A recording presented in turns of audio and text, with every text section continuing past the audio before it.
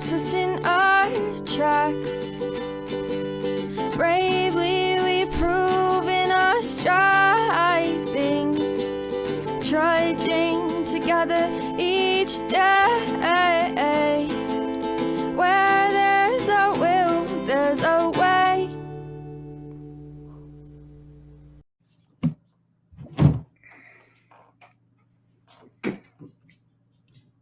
You know who I am. You know who I am. Say my name. All right. Okay, what am I doing?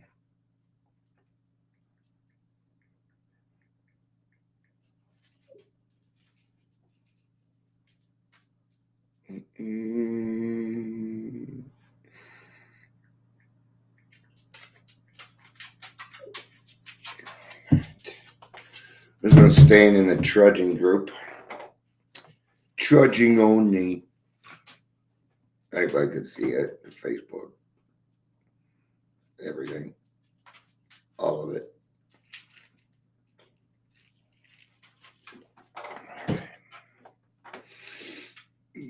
And I'm probably not going to wait till the 3-minute mark to get to this. This is just something I kind of wanted to discuss. It has to do with service work. Good evening, Patricia. That's how I know it's you. And, what can we do to help detoxes? Because, they need our help. They really do. And until we make this change back to detoxes being run by those in recovery, that doesn't mean we should stay away and not help. Okay. The people that work at detox, whether they're in recovery or because of bachelor's degrees, deserve our attention and they deserve our respect. Okay. So let's put our shoes in let's put ourselves in the shoes of one of these young professionals.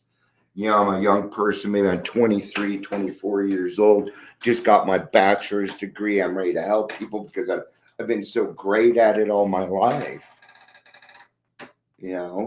And so I go and get my bachelor's degree and apply to somewhere, and maybe it's a bigger company, and they say, well, you need to start a detox because you're new and you got to start at the bottom, right? And isn't that where you always start? At the bottom. Okay. Strike one. That's stigma. Right? So, and it's going to vary from state to state, country to country, but for the most part, pretty much everybody has detoxes.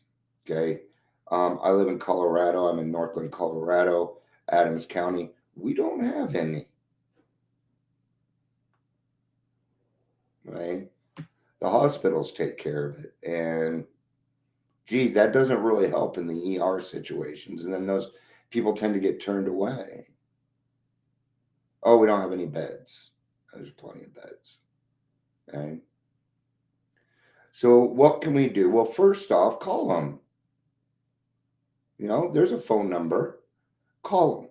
This is how I do it. Hello, my name's Dion, and I wanted to call. I'm a person in recovery, and I was calling to see what I could do to help. That's it. They know what needs to be done in the detox. They know what kind of help they need. So what you want to do is you want to build a relationship with these people in the detox. Okay. Don't go in there and be mean to them. Okay. Their job is hard enough as it is. Okay? Now, people in recovery react differently to people in detox. Okay. Because they'll yell and scream and curse you out, man. They will curse you out. Especially if they can't have a cigarette. Then they really, really.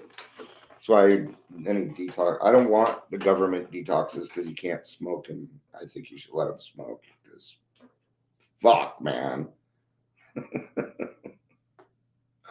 So these people need help. Okay. You can always go in there and do some 12-step work. Would you mind asking any of your clients if they want somebody to talk to from AA? They'll do it. They'll ask. Or they may even give you a visitor's badge and you can go sit in the sunroom and you say, hey, how's everybody doing? See, time's our biggest commodity. It's the thing that we have the most of, which creates the best effect. Okay. And because I think a lot of people are misunderstanding what I say. I don't dislike recovery coaching. I'm all for it. I'm all for peer support. I'm all for sober living when done correctly. If it's not done correctly, it kills people. The setup itself will kill people. And I'm sorry, I get very, very passionate when my people die. Okay? To me, there's no price tag. There's no price tag to this. Okay? Now, there might be a price tag with going to detox, but after that, I tell you, you don't need treatment. It does work. If we can get you to treatment, then we should. Okay? So I'm not against treatment either. But when there's a 2-week delay before they get into treatment, that's where you're going to go into a problem, because then you don't have anything in between. And then we're trying to do this thing now, bridge the gap. Even that itself. So an alcoholic leaves detox, goes home for 2 weeks, stays in AA, stays sober, then goes to treatment. Good luck. Good luck. Well, in a sense, this is talking about working with others, yeah. But I'm talking about how we can reach out to the detoxes and say, hey, we can help. Because, see, the problem is this. I don't know how it is in other places, but here in Colorado, the detoxes are not run by people in recovery. And there's one thing we can all agree on. One alcoholic helping another alcoholic is the number one way. It's really the only way. Okay? And that's that. There is no argument after that. So the question is, why are we not doing that? So instead of coming on here and saying detoxes are wrong, or I'm trying to give a positive message on how you can get yourself in there to start to make a difference to your community as a whole. And if you need help with it, let me know. Be more than happy to call some detoxes for you and say, hey, what's going on over there? What are we trying to do? What are we accomplishing? Okay. But what I'm saying is we have to work with these people. Okay. We don't get to come in and start telling them what to do. We can't do that. Even though they may be doing it wrong. Love and tolerance is our code. So, in the meantime, we need us in those rooms. We need us in the detoxes until we can get back to the place where, okay, so, and here's my other thing, because I really do truly think of everybody when I do this stuff. What about the people working at the detoxes? Should they lose their jobs? No. What they need is a raise and a promotion. See, all you need is a detox and a treatment center. Okay. And it shouldn't take but 15 minutes to get into a treatment center. And that's what we're going back to. So this is my thought process. An alcoholic goes to detox and they meet with somebody like us because we work there, right? Maybe this isn't their first rodeo. Like, yeah. See, right now, if you go to detox, if you ask for resources, they hand you a piece of paper. No. We're the resource. You are the resource. Yes, you and me and everybody in AA. It's one of our responsibilities. Okay. The responsibility statement is made for the professionals. Okay. And I'm bringing this up because I see a lot of people, especially recovery coaches, say, no, professionals are wrong and this or that. Okay.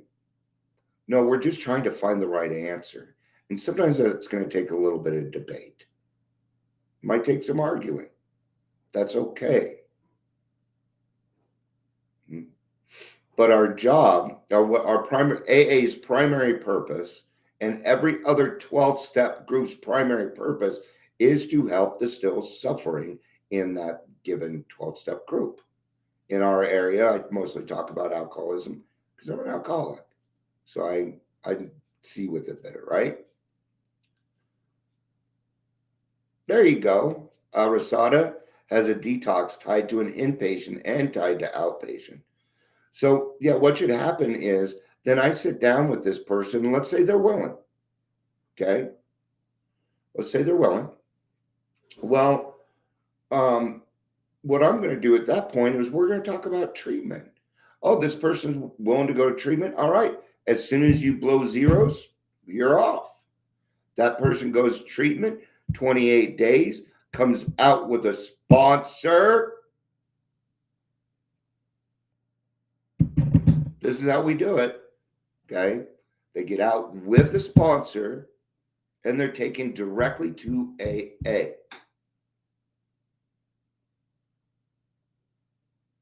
Yeah.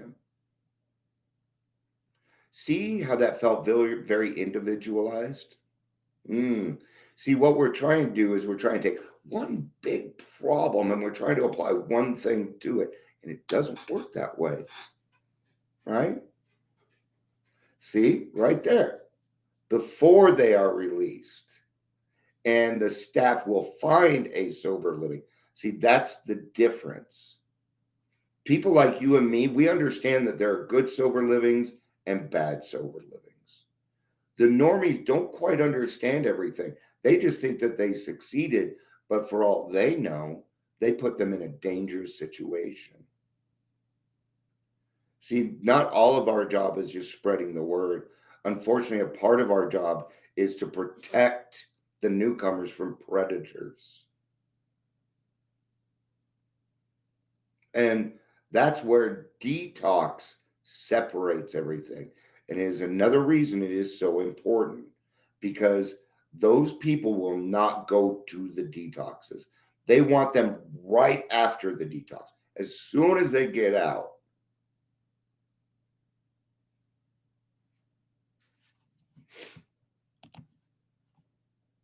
all right, see what Ingrid has to say here. I had a woman yesterday ask if I could help her redo the steps right. I said, I can tell you what I did, but I can't say if it's right.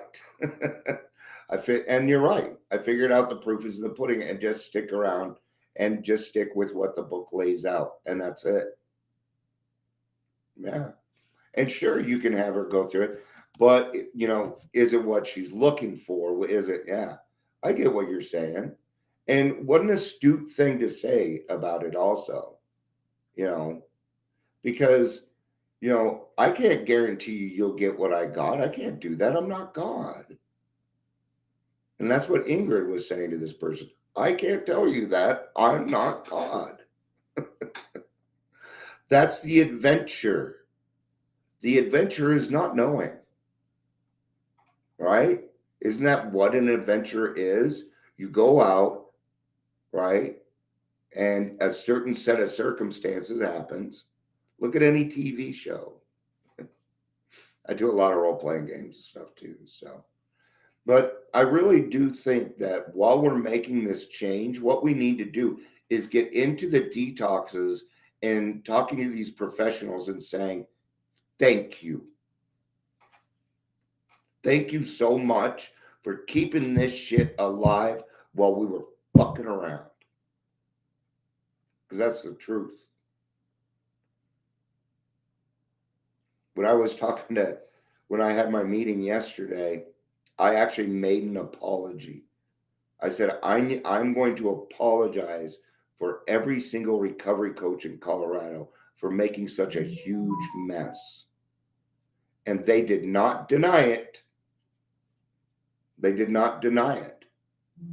See, now imagine them. They're trying to get this whole thing together, but they need people in recovery. And all they have coming through their door is predators. Who can they trust? Who can they trust? You got to be that person. You got to be that person. All right. All right.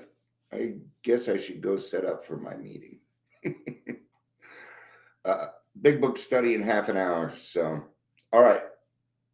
Thank you. I just wanted to talk about that, something a little bit more positive. I will let you know we're on a good route, man. We're on a good route. Went to a meeting today. Room was fucking full. Yay! Yay! Good job.